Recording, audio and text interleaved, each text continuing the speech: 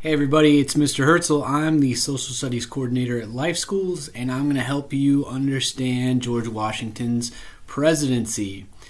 So, as always, we start out with the teaks for the week. So we're going to talk about really the way that Washington had to kind of formulate and just come up with a lot of the executive branch and what they were going to do and the different things they were going to have. And then we're also going to talk about some of the problems that he had. We're going to talk about Alexander Hamilton and the first national bank, as well as Thomas Jefferson, who opposed the bank. And we're going to talk about Washington's foreign policy that had to do with neutrality, which means that he wanted us to stay out of war. And then we'll talk a little bit about the impact of Washington's farewell address. So let's get started. When the Constitution was ratified in 1789, Washington was unanimously elected the first president. Washington's a very popular figure. Obviously, everyone in the country gives him credit for winning the Revolutionary War, which again was a few years ago at this point, but Washington is still seen as kind of the father of the country at this point.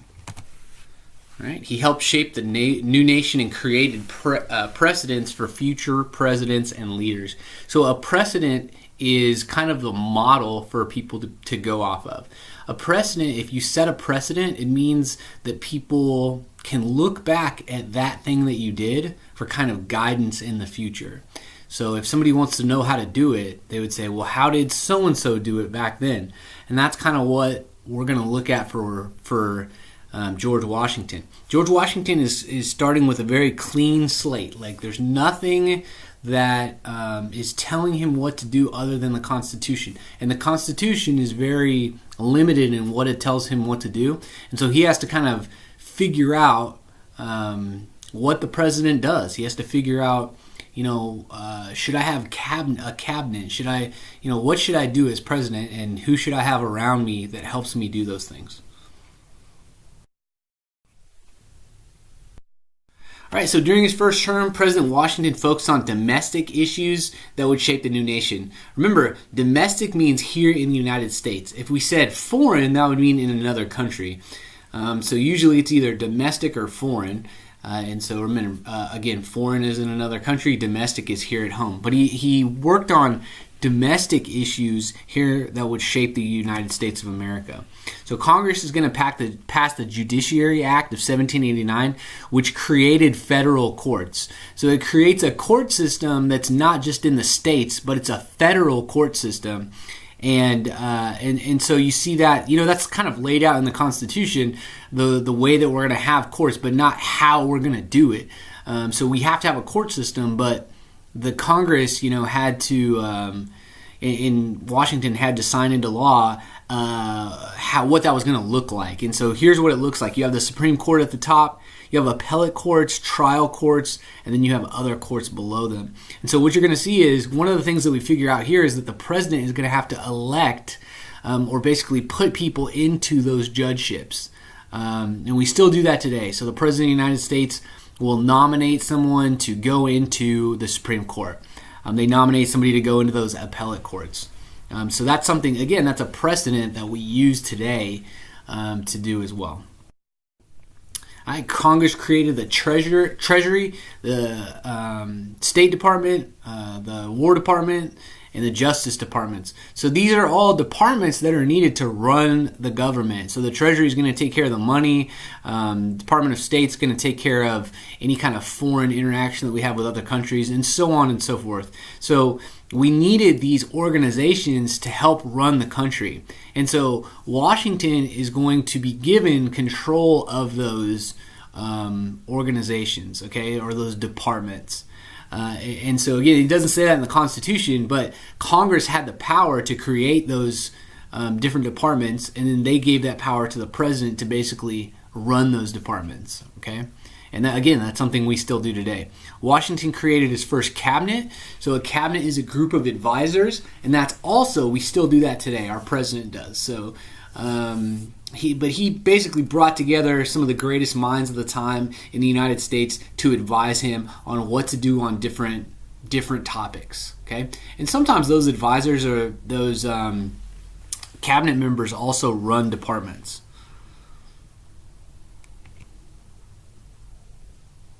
All right, as you can see here, these guys run departments. So Thomas Jefferson is the Secretary of State. Alexander Hamilton up there in the top right is the Secretary of Treasury. Henry Knox, Secretary of War. Edmund Randolph, Attorney General. It's interesting, Henry Knox is the Secretary of War. He was actually an individual who Washington gave an assignment to, and he went and stormed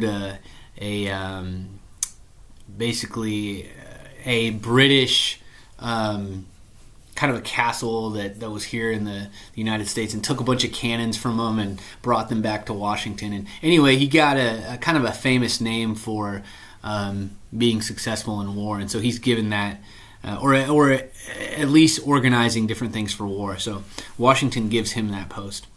And then I don't know if I said this, Edmund Randolph is the Attorney General. Okay, so this sets up an interesting dynamic. So when we think about the first presidency, when we think about George Washington's presidency, there's a few things that come up. And one of them is the debate between Alexander Hamilton and Thomas Jefferson. So Hamilton was named the Secretary of Treasury. Again, Treasury deals with money. And Thomas Jefferson is named the Secretary of State. State Department deals with issues involving foreign governments. Hamilton and Jefferson were the most influential of Washington's cabinet, but they had different views on the role of government. And so what you're going to see is Alexander Hamilton has an idea about government. He wants to expand it. It's a very, what we call, federalist viewpoint of government. He wants a bigger government. He wants a bigger federal government that can control different things within the state. And Thomas Jefferson believes that as minimal federal government as possible is the best government. So the least government is the best government. Less government intrusion and less government control is better. And so, he looks back and says, listen, the reason why we came away from England in the first place, the reason why we broke off was because of too much government. But Hamilton's going to say, well, that's true, but we still need a lot of government to run things correctly. We can't trust it to the states to do everything. So anyway, they have very differing points of view on government, and so that's going to kind of set up a conflict with them. All right, if you want to watch this video on your own, you can pause this now and do that. I'll put the link in the description below on YouTube. So Alexander Hamilton versus Thomas Jefferson. You can read the biographical information about each and take notes about their differing views on your chart if you'd like to within your notes on this. Probably you've already done that. If it's your first time going over these notes, then you should do that. If this is your second time and this is a review, then you can go ahead and just skip that and go to the next portion of this video.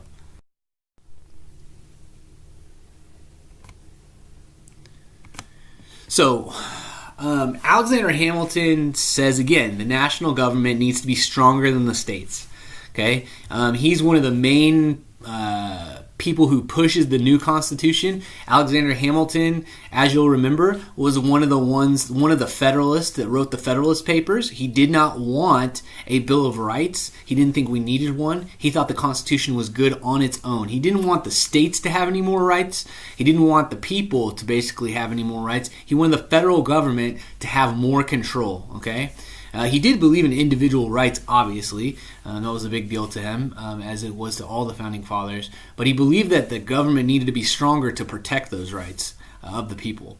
Okay, Jefferson says power should remain with the state government. So the state should be more powerful than the federal government. And so he says, the national government should be kept as small as possible, just like what I said in the last PowerPoint, or the last slide. Right? Should power be in the hands of the elite?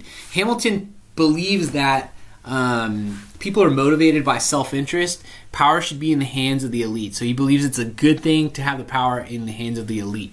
And you have to remember that back in this time, it wasn't bad to be an elitist, to think that you were smarter than other people. If you said, hey, there's this class of people who's educated and smarter than everyone else, and they should have the power because they are the ones who are smart enough to run the whole thing, and these uneducated people who are poor are not.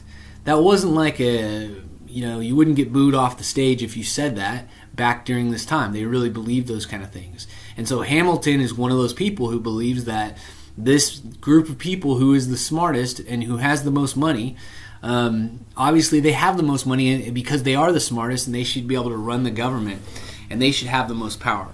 Thomas Jefferson, on the other hand, believes in the common man, the yeoman farmer, the person who is subsistence farming, someone who doesn't necessarily have a great deal of education. He believed that all men and women have the ability to think for themselves, okay? And so he believed that corruption occurs when power is in the hands of the elite. When you put it in the hands of those powerful, wealthy people, they're just going to use that to benefit themselves. So Alexander Hamilton looks at the poor individuals in the country, or maybe what we would call the middle class today, and says everyone should have power divided among them.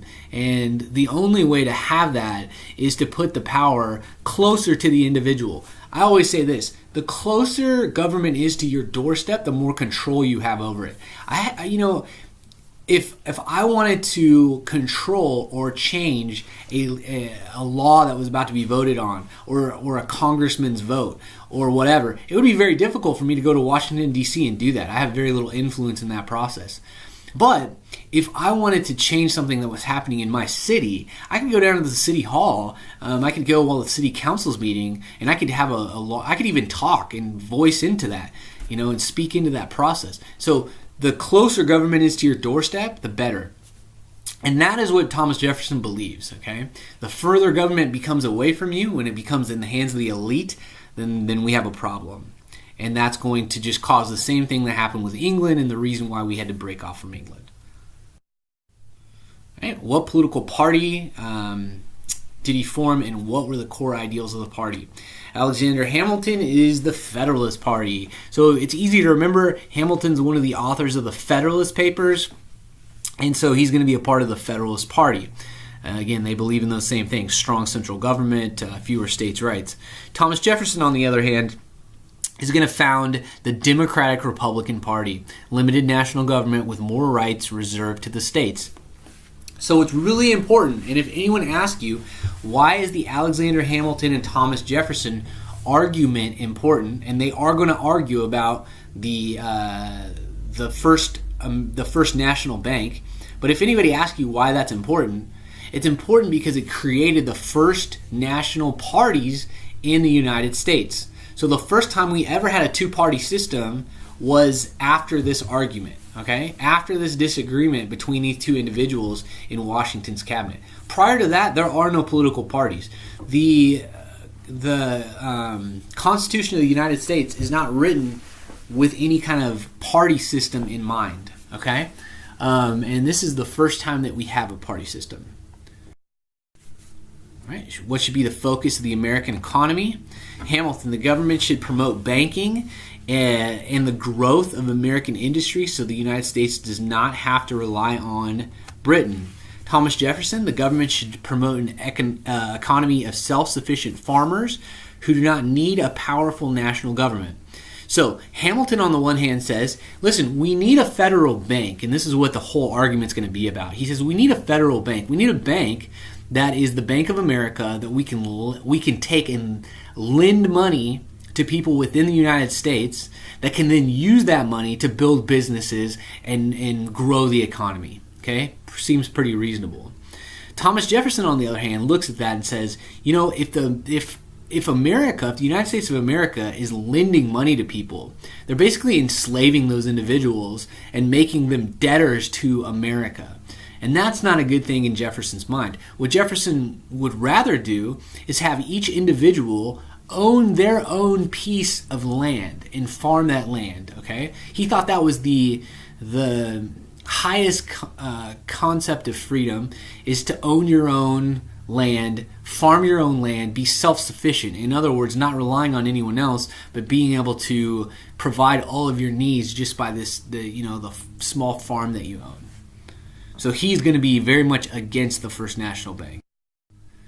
All right, what was their view on the Constitution? Alexander Hamilton supported the Constitution. Obviously, he's one of the founders of the Constitution, but he supported it because it included a president, a more powerful national government, and he believed that the Constitution could loosely be interpreted. So in other words, Thomas Jefferson is going to be completely opposite of that. And he's going to say, no, there's a strict way to see the Constitution. We have to, listen, the Constitution is a bunch of words, and they mean what they mean. Okay? You can't just make the Constitution mean something that it doesn't. But Hamilton, on the other hand, with the National Bank, he says to Jefferson, well, I know it's not in the Constitution. Like, there's nothing about the National Bank in the Constitution. But, there is a clause in the Constitution, Article 1, Section 8, that says anything that's necessary and proper. And it's really necessary that we have this federal bank. And Jefferson looks at that and says, you're twisting the words of the Constitution. You are twisting it. And so again, you have these two different ideals. Hamilton, very loose interpretation of the Constitution. Jefferson, a very strict interpretation of the Constitution.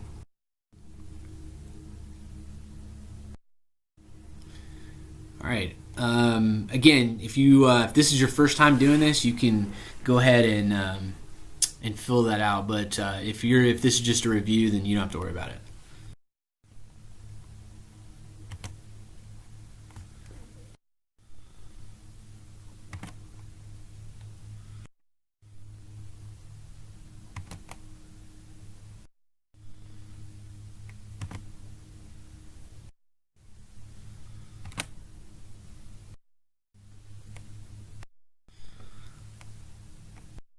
Okay, so moving on. Alexander Hamilton believed that a strong national government was necessary to provide order in America.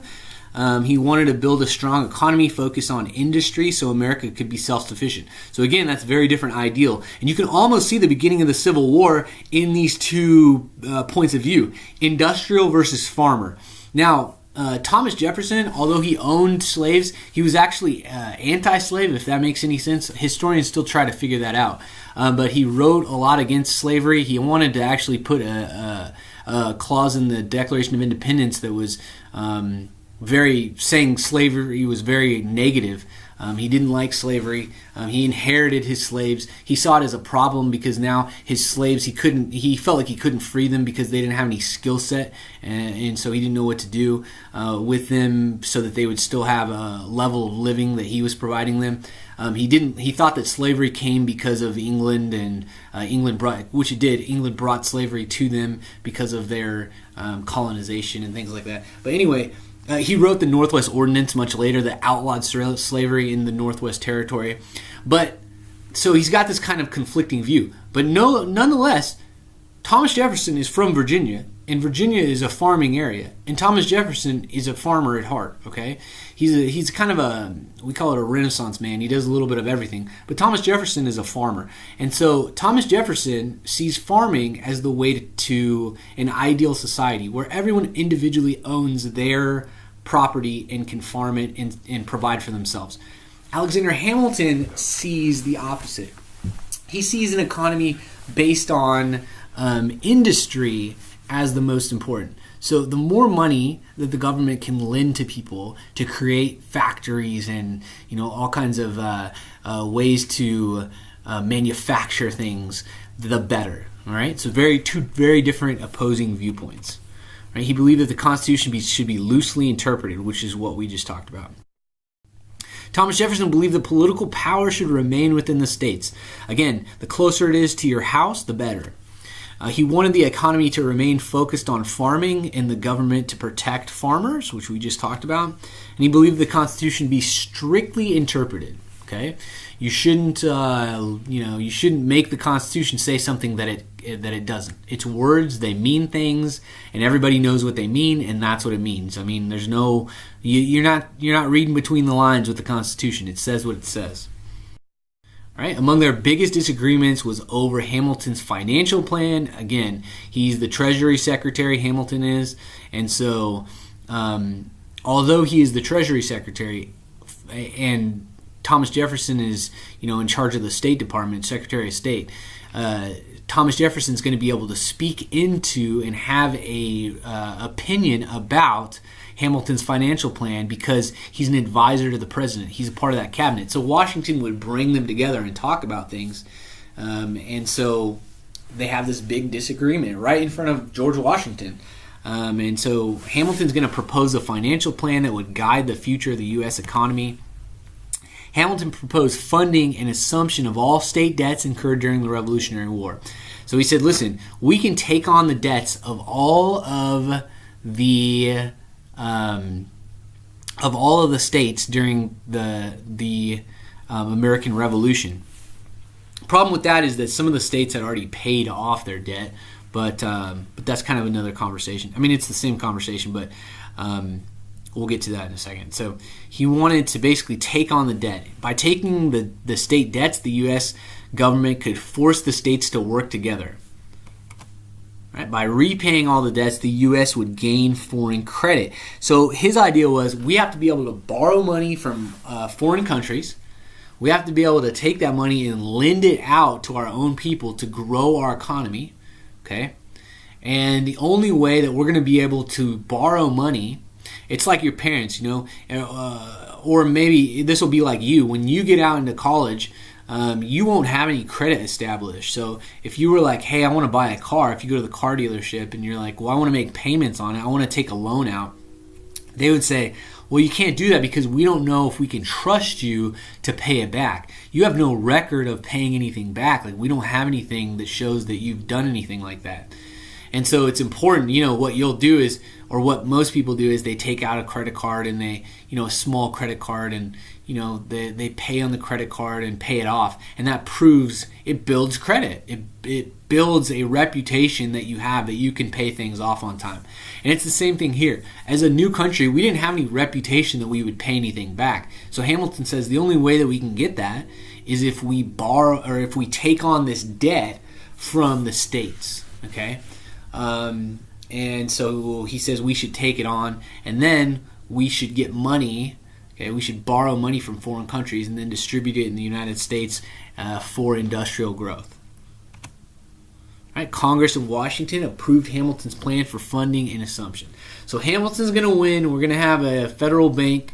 But remember, Thomas Jefferson vehemently disagrees, and there's a lot of people in the United States that agree with Thomas Jefferson. And that's how you get those two parties that come out of that. Okay? All right, so to raise money for the new nation, Hamilton proposed a tax on whiskey and creating a protective tariff on foreign manufactured goods that would promote American industry. So obviously, the tax on whiskey is just taxing things on whiskey, and you guys should know what taxing is. But a tariff, you might not know what a tariff is. A tariff is always on things that are coming into the country. All right, let me get my little pointer here, and then I will explain the rest of this.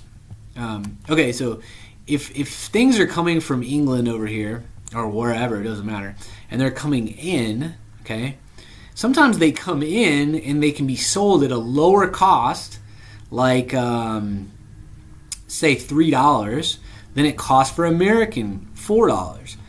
So to protect American manufacturing of, say, blankets, because I mean, look, if England's selling this blanket for $3, nobody's going to buy the American one for $4. It's just not going to happen. So to protect American companies that are selling it for $4, the United States would put a $2 tariff on it and make it $5. All right. So basically, we just said, well, we're going to tax that, and then it'll be too expensive. It'll be more expensive than the American goods. We'll make money off of it if anybody buys anything, buys it. And most people, though, will buy American goods. Okay, so that's the idea of a tariff. It's never like on anything going out of the United States. It's always things coming in. All right, so Congress approves Washington's They approved Washington and Hamilton's whiskey tax, Right. but they did not creating a bank of the Hamilton's United States that would regulate the money supply by holding federal funds and loaning it to state banks. So again, they're going to loan it out to the states. The states are going to loan it out to individuals, and then those individuals will hopefully use that for industry.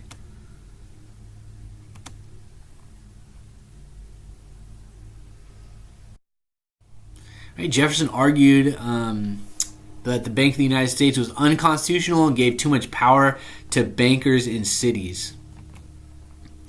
Hamilton argued that the Bank of the United States was necessary and proper. Again, it's that clause in the Constitution, Article 1, Section 8.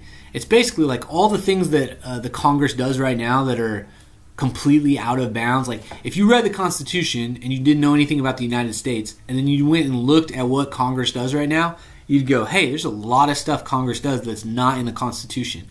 And the way that they can justify that is through Article 1, Section 8 of the Constitution that says anything that's necessary and proper to basically run the government, okay, or to carry out all the things that are in this document. And so Hamilton says it is necessary and it is proper to have a United States bank. We need one, and so it's necessary and proper. It's called the elastic clause because it can basically be stretched to anything you want it to be. It's a kind of a catch-all that Congress still uses today to do a lot of things that aren't even in the Constitution. All right, President Washington agreed with Hamilton, and Congress passed a law creating the Bank of the United States in 1791.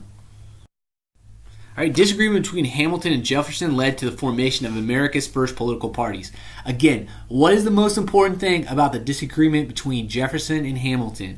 It is the creation of America's first political parties. Okay, that is very important for you to know. Hamilton formed the Federalist Party. Again, very easy to remember.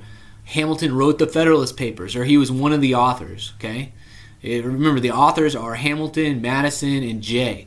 All right, and so Hamilton wrote Federalist Papers. He's going to found the Federalist Party. And so Federalists are going to support strong national government. They basically support what Hamilton supports, or what you already know about Hamilton. Okay, banking system, support England. One of the things that we haven't talked about is they're going to support actually England when war breaks out. So anything where there's like if we're going to be honest, England and France have been fighting like since the beginning of England and France, or they had been. Literally from the beginning for like 1,000 years or something. And so they're fighting all the time. So America's going to have to choose what side they're on, kind of, who they're going to side with. And the Federalists very much believe that the America should side with England because England was more economically sound and able to help America more in that sense. But we'll talk about Jefferson in a second. Okay, Jefferson's going to support strong state government, strict interpretation of the Constitution, state banks and political parties, okay? And then they're going to support France. So the Democratic Republican Party is going to support France. They look at the Federalists and they say, why are you supporting England? We should support France. France is the one that gave us the support to win the American Revolution. France is the one that's been in the middle of this revolution themselves, and our revolution spread to their revolution, and there's all these arguments about kind of ideologically why we should support France. And so, again, whenever it comes down to this argument of these two parties, the Democratic Republican Party and the Federalist Party, the Federalists will always support England, and the Democratic Republican Party will always support France. And it's going to go that way from like now until many weeks past this when we're learning. So just kind of remember that. All right, after 4 years, George Washington unanimously was elected president for a second term. In his second term, he had to solve some difficult problems that faced the nation. In 1793, war broke out between Britain and France after the French Revolution. France tried to gain an American alliance in their war with Britain. Again, why wouldn't France do that? They supported us, okay? So why would we not go and support them? Right? Jefferson wanted the USA to support France in their fight for liberty. Right? Hamilton obviously is going to support Britain. Okay, the Democratic Republican Party of Jefferson will always support France, and the Federalist Hamilton Party will always support England.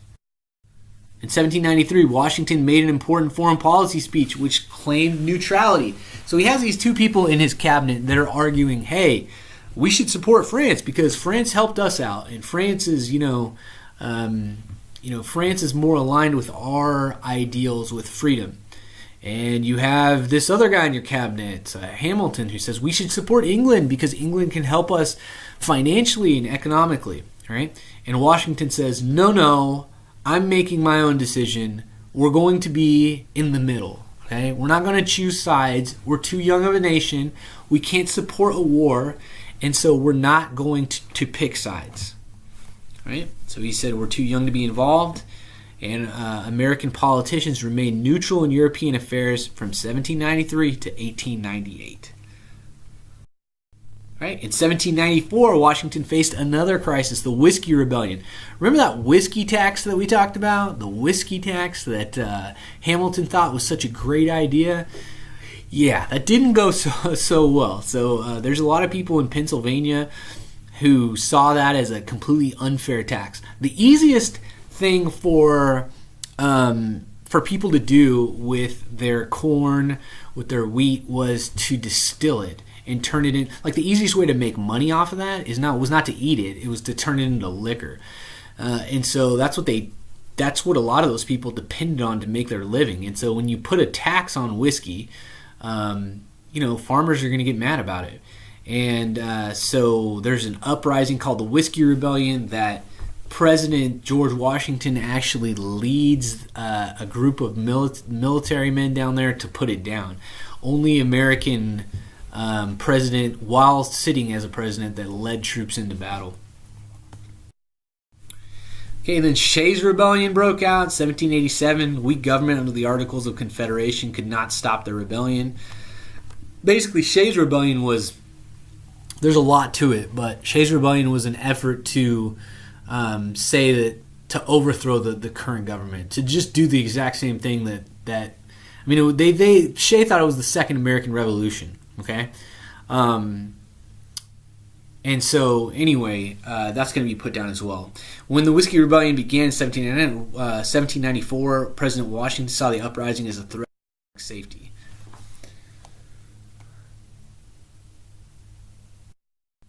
Right. President Washington mobilized an army of 13,000 soldiers, which ended the rebellion. Again, he was, the only president to ever do that. The quick end of the rebellion revealed the strength of the new national government under the Constitution. So if anyone asks you about the Whiskey Rebellion, if anyone asks you about Shays' Rebellion, okay, what the important thing to say is that the important answer or the significance of those events is that they proved that the federal government was strong enough to withstand a rebellion from its own people. Okay? Like the government didn't fall, it didn't fall apart, people didn't start fighting against each other all over the country. These rebellions were put down and America went on with its business. And so that's very important, that it was strong enough to put down rebellions within its own country. 1796, Washington chose not to run for a third term as president. He was afraid that if he died in office, it would create a precedent that presidents can serve for life. Okay, so there was no term limit, right? That comes much later. And so the reason why presidents serve for 8 years is simply because George Washington did it. It's precedent. We look back at what happened then and say, well, he did it, so that's the way we should do it. And actually now there's a constitutional amendment that does that, but you'll learn about that in 10th grade. Okay, there's no term limit in the Constitution. Washington created the precedent. Right? In 1796, George Washington gave his farewell address. He warned against growth of faction in political parties. So he saw this trend coming on. He saw these people disagreeing with each other. And he thought, man, that could be a problem for America. And so he warned against those growths of factions in the country. that would kind of divide the country. Although he knew it was going to happen, and it would happen anywhere. He warned against growing sectional tensions between the North and the South. Industrialization versus farming. He restated his desire for neutrality by warning against entangling alliances. Okay, do not get involved in these wars. If we ally ourselves with other people, with a country, if they go to war, then we have to go to war, and that's not good. We're not strong enough as a country. We don't have enough money or enough men or enough energy as a country to get involved in these European wars that go on forever and will drain any money that we did have. All right, after Washington's retirement, the Democratic, Republicans, and Federalists campaigned for the presidency of 1796. Federalist John Adams defeated Republican Thomas Jefferson. So Jefferson runs as a Democratic Republican in this new party that was formed, and he ran against Thomas Jefferson, he ran against Thomas Jefferson, ran against John Adams, and he lost. Right? The war between England and France was still going on and continued to cause problems for America. One of the things that's going to come up over and over again, and we'll just cover this really briefly because we're going to talk about it a lot, is the impressment of American soldiers. So in other words, like France and England are fighting each other, and so we're like shipping to both of them because we're involved in neutrality. We don't take sides. And so if England knows that a ship is going to France and going to supply them, they'll just take the ship, and they would take our soldiers too, and then take our soldiers hostage and make them fight for England. And so that's going to become a big problem, and that's going to go all until the War of 1812. So it's going to be with us for a while. Okay, Adams sent diplomats to France to negotiate an agreement on American trade rights in Europe. And 3 French officials demanded a bribe to meet with French ministers. That's called the XYZ affair. Okay, Americans are offended. So these guys basically say, so there's this impressment going on by both French and the English, but he sends them to the French, and basically there's this they try to bribe him. They say, okay, well, we'll do that if you give us this certain amount of money. So people in America got pretty annoyed with that. And they called for war with France. They wanted to go to war right away. But Adams was not very good. Adams, he was not as decisive probably as Washington or Jefferson. And he didn't want to go to war. He actually very smartly didn't want to go to war. And so he kind of pushed back against. President Adams' handling of the conflict with France led to criticism by Democratic Republicans. Okay, people thought, hey, if they're trying to bribe us, we should go to war. Federalists in Congress passed the Alien and Sedition Act, which is crazy. It basically says it makes it a crime to criticize government leaders. And that is going to... So there's multiple things that are going to make Democratic Republicans mad, and it's going to grow their party. It's going to bring people over to their party from the Federalists. So these are a couple of the different things. Okay, the XYZ affair did that. Alien and Sedition Act did that. People in America looked at the Alien and Sedition Act and said, how is this constitutional? I can't even criticize a public official. How is that freedom? This sounds like England. The attack on free speech and citizenship backfired and badly damaged President Adams and the Federalist Party. Okay, Thomas Jefferson and James Madison wrote the Kentucky and Virginia resolutions to attack the Federalist Party. These essays presented an argument for states' rights, suggesting that states could ignore or nullify unfair national laws. And these arguments of states' rights and nullification will be used by the South to secede from the USA in 1861. They were also used for the nullification crisis that happened in the 1830s as well.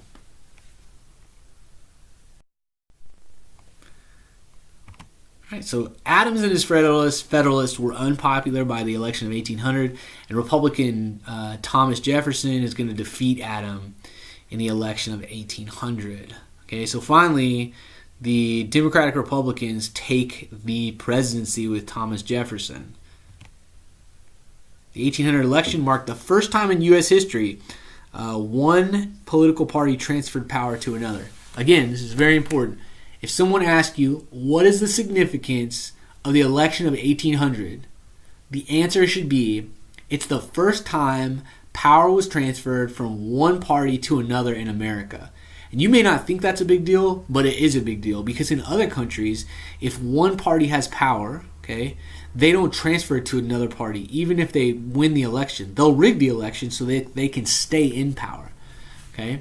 Or even if somebody wins an election, they'll say, oh, that was an unfair election, and they'll go and, there'll be a revolution or something. We peacefully transferred power from one group that believed totally separate things from another group, and there was no revolution, there was no war, there was no rebellion. It happened peacefully, and that's a big deal. Okay, Jefferson's victory over Adams marked the beginning of the 30 years of dominance by the Democratic-Republican Party. So starting with Jefferson, we have 30 years of Democratic-Republican presidents, all the way until we finally get to Andrew Jackson. All right, so you don't have to do this closure activity unless your teacher told you to do it. But hopefully you learned a lot, and I hope you learned a lot about George Washington, about Thomas Jefferson, and Hamilton, and Adams, and these are the founders of our country, and they're very important to read and understand what they thought, and really just great men that founded our country. All right, until next time, we'll see you guys.